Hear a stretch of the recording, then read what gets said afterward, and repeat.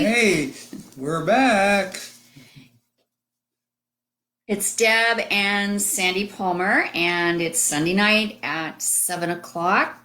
So we're getting ready to read the chapters from our book tonight. In Spite of Us, a love story about second chances. So we're going to wait just a minute and see if we can get anybody starting to join. Initially, we said that this was going to be 16 weeks, and we don't know really how we got that because there's actually 55 chapters and an epilogue. So it's going to be 28 weeks that we're going to be here doing this. And also, let's see, what was the other discrepancy that we were going to clear up? Was it the drawing for the books or No, we got that. But the reading and inklings? Yes. That wasn't it, but we'll go with that. Okay, so we started this. We are now we're going to be reading chapter 5 and 6 tonight, but we started this now after the last announcement. It appears that things are going to remain closed through this month.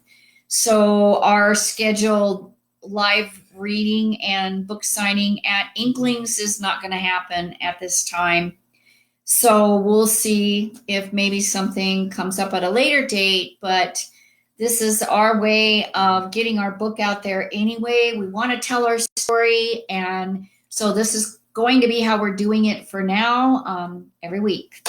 Okay, and every other week we're going to have a drawing for a free book, of which my favorite author has a story published in this book, Chicken Soup for the Soul, 101 Feel-Good Stories. Laughter is the best medicine.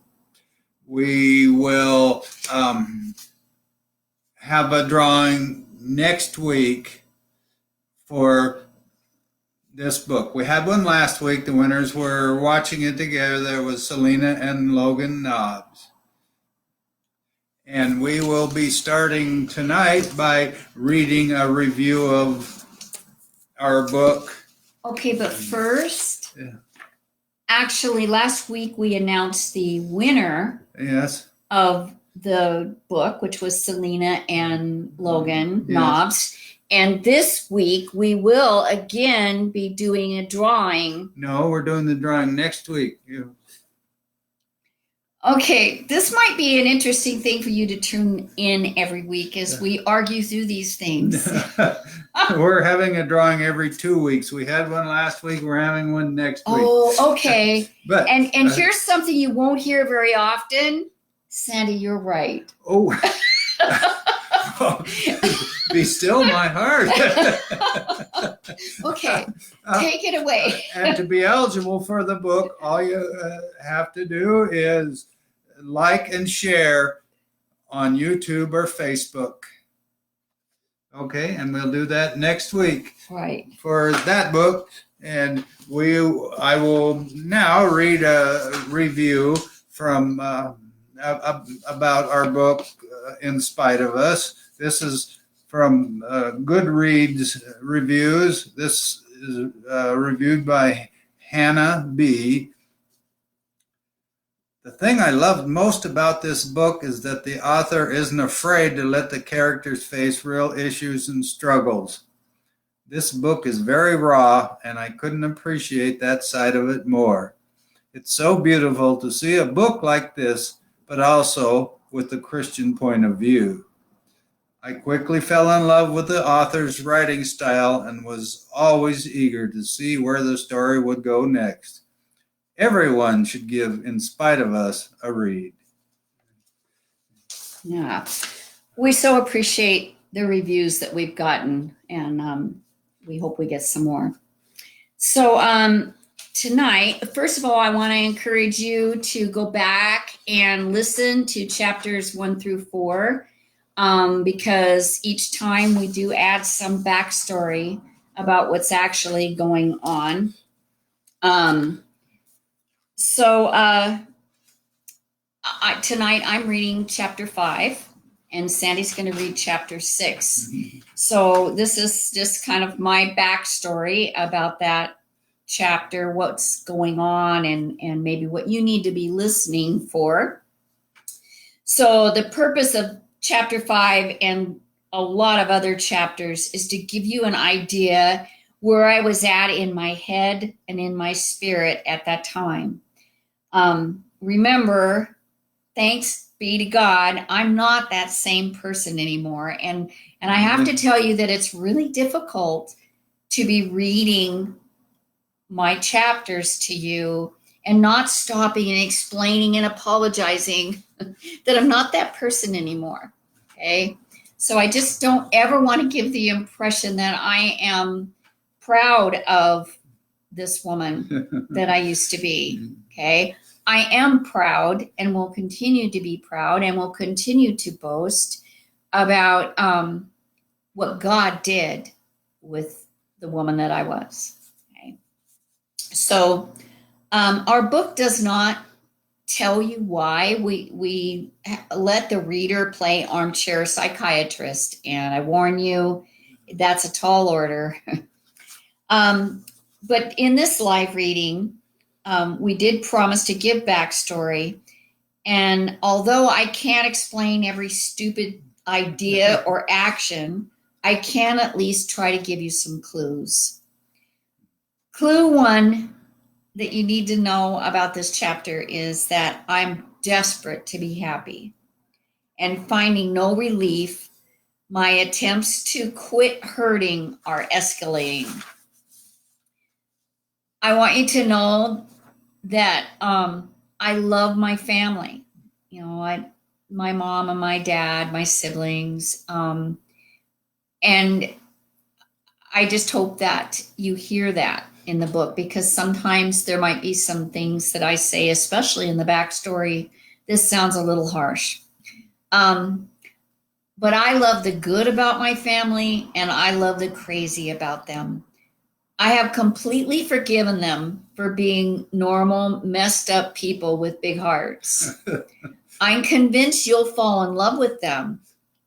Everyone that reads the book so far has enjoyed the realness and relatability of our families. With that said, I was gifted a messed up legacy of construed ideas about life. Today, I have male role models that I have learned to trust, honor, and respect, the biggest being Sandy.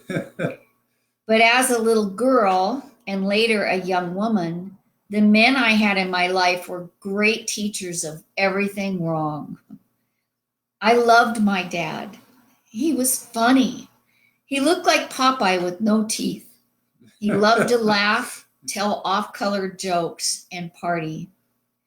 He also leered at my teenage friends, said inappropriate sexual remarks to them. He enjoyed pornography, and he did not hide that well. Truth told, he didn't see any reason to hide that. Fathers today, and I apologize, but I am going to get on my soapbox for a moment. The fathers today need to know the sick message that they're sending their daughters and sons by participating in porn. Their children will grow up thinking the women in those images are what their daddy and other men want from them. I grew up believing sex was all I had to offer. No man would care less about anything else. Daughters should be revered by their fathers for bright ideas, sunny dispositions, creativity, humor, physical strength, perseverance, and good character. By the time I was a young woman, I believed every husband would rather be with someone other than his wife. And sadly, deep down, somewhere in my mess of a mind, I thought I'd rather be someone's lover than an undesired, tiresome wife. It wasn't just my dad. The world reinforced his sick ideas, and later, the bad choices I made secured the beliefs. So, chapter 5, I'm still in a sick relationship. I'm a decent mom while my children are with me, but on the weekends when they are with their dad, I shed my mom apron and become someone else. I don't believe in God or really much of anything. Certainly nothing that matters much. I do believe in my children, and you will see many attempts throughout the book as I try to be a good mom. So, chapter 5. Somebody's knocking. I'm slapped awake by Haley's voice. Mom, Mom, Jay answered the door again. I grab my robe with one hand, finger comb my hair with the other, and weave down the hall. I forgot, says Jay, meeting me halfway. He knows he's in trouble for answering the door when I'm in bed. 2 clean-cut men dressed in white shirts and ties stand in the door, smiling at me like department store mannequins. They appear to be a father-son tag team. Good morning. How are you this sunny Saturday? Asks the dad. I wonder if we might have a moment of your time to discuss. My hand extends like a crossing guard, signaling stop as he offers me a Watchtower leaflet. I don't believe in door-to-door religion. Jesus went door-to-door, he starts. Are you Jesus? No, he says. Then get off my doorstep. Face flushed, I push the door shut with my foot. The thud reminds me of the witnesses standing behind me. Wanting a do-over, but knowing better, I meet their wide-eyed faces. Go watch your cartoons. People shouldn't push their beliefs on others. It's rude. Your dad's picking you up in an hour. How's French toast sound? Hoping their favorite breakfast would erase the door scene, I pack their weekend bags and send them off. Today's a big day. Wayne is moving in. Last week I told him I was really done. I meant it. I even had a moving on plan. Nothing he could say or do would change my mind. But I'd never known him to cry, even weep. This might be what I've wanted, yet believing it would never happen. I've no script, no outline or how-to list. We plan on sitting Haley and Jay down Sunday night when they get home. They don't know him, but things will work out. Kids are versatile. At least that's what my therapist says.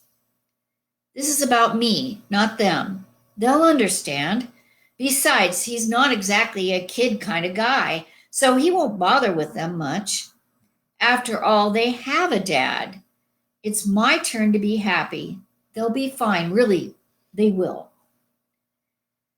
Wayne is late. I refuse to call and nag, so I slip on headphones, playing a perpetual loop of Beethoven's Moonlight Sonata and Debussy's Clair de Lune.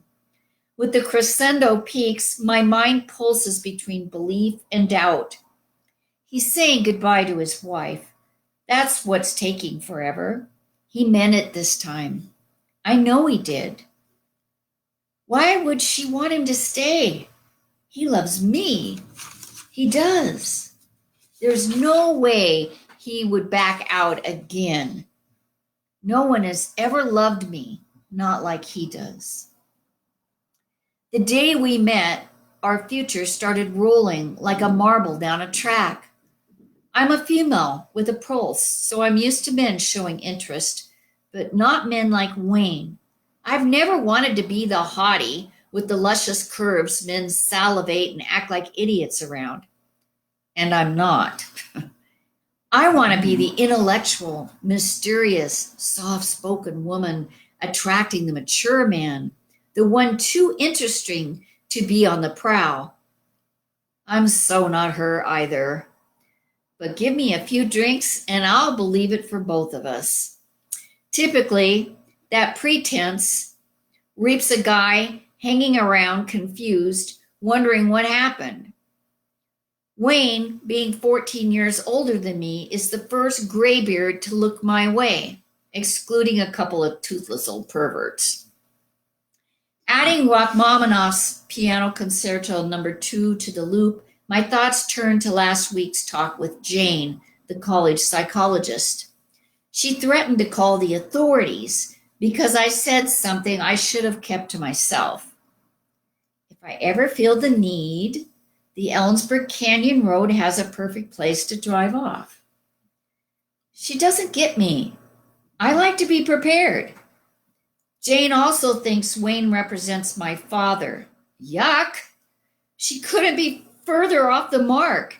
Dad's a sloppy, horny man who stares at my friend's boobs. He's a man with 3 daughters that he knows nothing about. To him, we're the same girl, just different sizes and hair color. If one of us was interviewed on national TV for winning the Pulitzer Prize, he'd say, "Who's the blonde newscaster in the tight red sweater?" Wayne's not like that. He sees me, values me. As a child, I felt differently, longing to someday walk in my mom's stilettos, finding a husband to adore me. The image of Dad tracking her every move, grabbing a taste when in reach, patting her bottom, cupping her breast, was my childhood definition of love.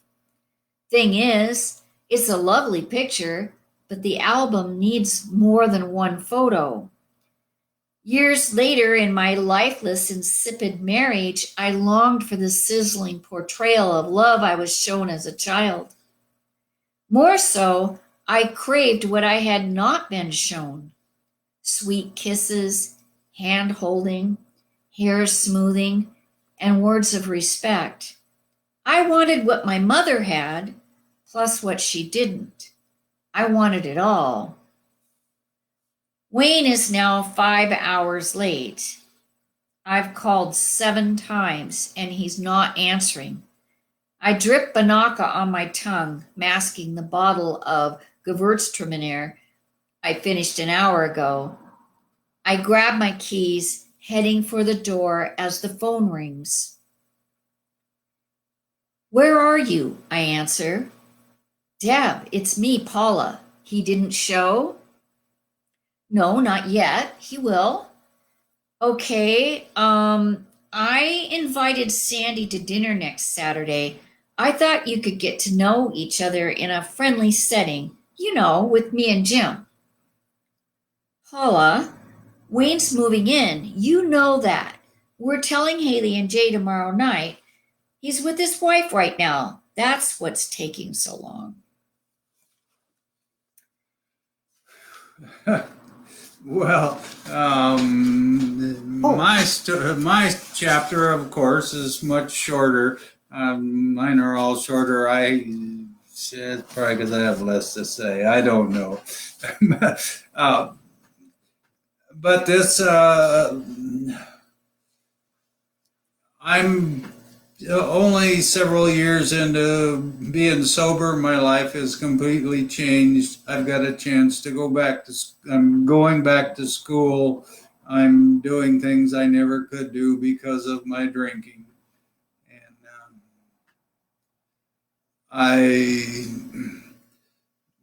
because of Paula and this mysterious redhead and all the gorgeous pictures.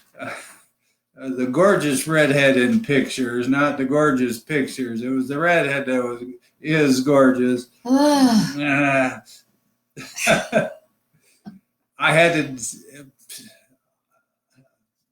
I'm a sucker for a pretty face, and I'm gonna accept a free meal, and what can it hurt? What can it hurt? That also, this chapter brings up some memories of right at my first year sober when I lost my Harley Davidson, and then I had several weeks real that just lost people, places, and things in my life, and that not supposed to happen to a guy like me, a guy as great as I am. So I'm going to read chapter 6. The cats are back. The pseudo-blind date with the redhead at Paula and Jim's.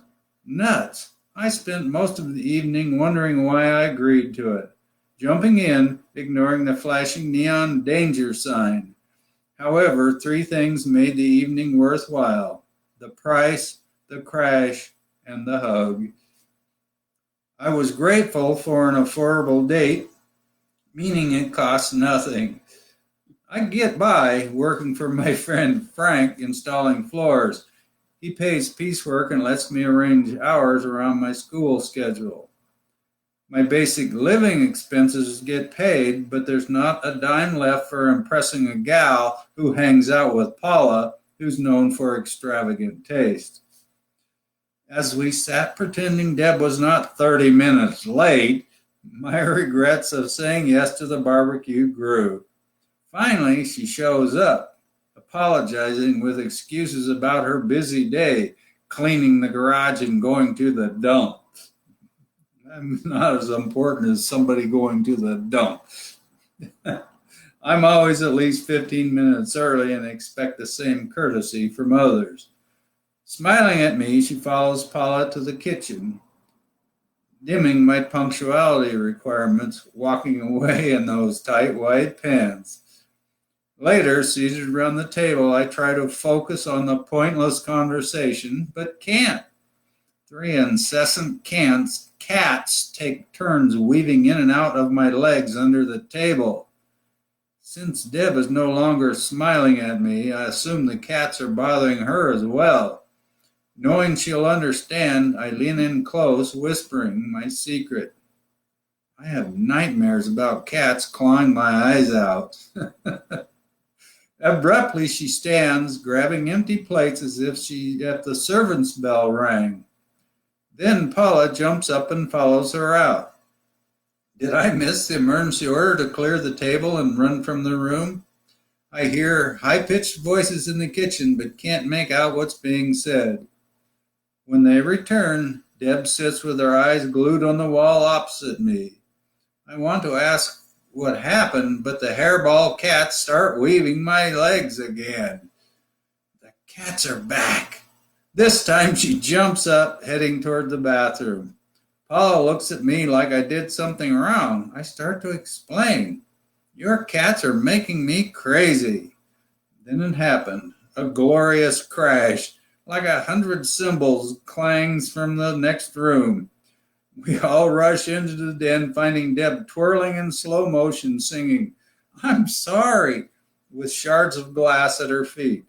She walked into the 4-foot round glass tabletop that Jim and I tucked behind a chair under Paula's orders with a warning we should all be careful. Fireworks, thunder, explosions, race cars colliding, all my favorite sound. Deb just nailed my mating call. I can't resist. It doesn't get any better than this. Well, maybe if she wore eau de cologne of methanol. Like trauma victims, Paula and Jim join Deb, who's gathering glass sprigs. They counter her repeated apologies with, "It's okay, and don't worry about it." Spellbound, charmed, and no longer bored or bothered by cats, I joined the cleanup crew. Deb's blush returns to flesh color as the last dustpan is dumped in the trash. A motorcycle ride to Enos Lake is next on the agenda. I relax, thankful to be free from tormenting cats and table chit-chat. Deb's on the back of my bike, fingers awkwardly placed on my shoulders. It takes 1.5 exaggerated bends to bring her skinny arms around my waist, squeezing cobra style. The one flaw in this moment, we're riding Hondas. It's Been 2 years since I lost my Harley. That day I realized getting sober doesn't mean life can't still suck. I remember it all. The smell of burning paint and melting tires. The sting as I swatted the flames with my hands. The sound of my voice screaming for fire extinguisher. The fear on the service station attendant's face as she fled to move her car to safety, leaving me to find the extinguisher on my own. Squeezing the nozzle, the last hope to save my bike, the puff of dust mocking me from the empty canister. The perfect timing of the fire trucks arriving with nothing left to do but check the temperature of my bike, now nothing more than a frame.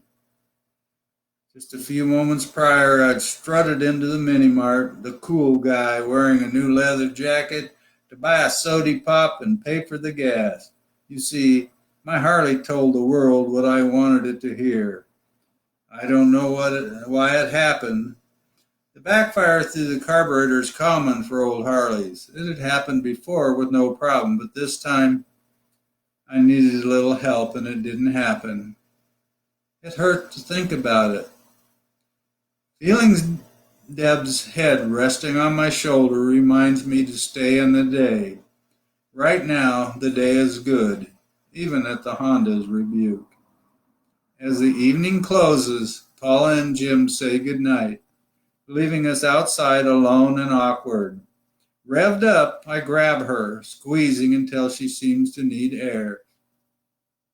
Releasing the hug, we say our goodnights. I want to tell her, thanks for making a special evening with the glass explosion, but decide to wait. She nearly runs over one of the cats backing out of the driveway. Had she succeeded, the date would have been perfect. Okay. One of us is going to promote our book. Right. Okay, you go for that. It's our book, In Spite of Us, a love story about second chances. It's available on Amazon, Barnes & Noble. You can get it at Target and your local bookstore, including Inklings. Okay. And remember, if we don't know you were here, you can share and like this on Facebook. When we're done here, we're going to post it onto YouTube. Just to be eligible for the drawing, we need to know that you were here. So let us know somehow. Yeah. Yep. And we'll put your name on the list. And next week, we'll announce a winner. Yes, because Sandy was right. Okay, thanks for joining us. You. See you next week. Yeah.